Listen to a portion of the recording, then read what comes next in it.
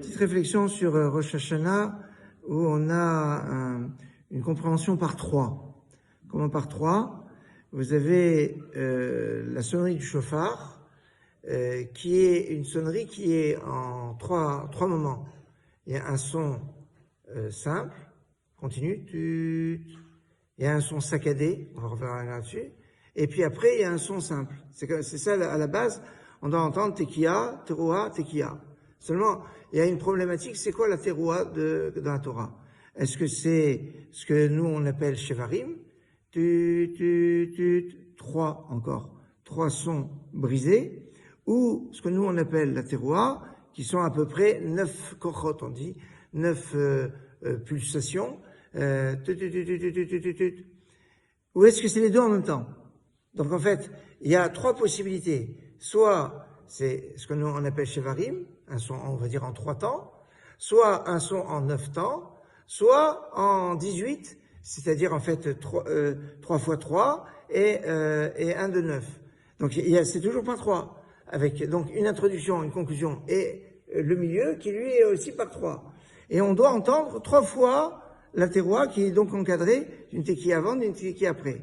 Ça pourrait s'arrêter là, mais ça ne s'arrête pas là.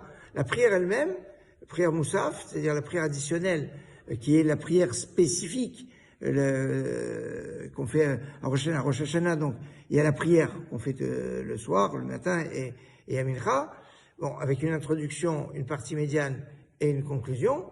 L'introduction, c'est sur 3 brachot, la conclusion, c'est sur 3 brachot, mais la partie médiane, c'est une seule bénédiction.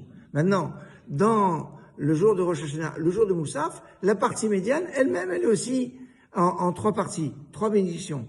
La royauté, l'acceptation de Dieu comme roi, le souvenir des actions, et le shofar qui fait référence au don de la Torah. Mais chacune de ces parties, les royautés, les souvenirs et les shofarot, sont séparées en 3 parties. Une introduction, des versets et une conclusion. Maintenant, les versets sont aussi en 3 parties. C'est-à-dire qu'il y a des versets qui sont issus de la Torah, 3 versets, encore 3. Après, il y a 3 versets minimum, et en général il y a plus, mais 3 versets minimum des Teilim.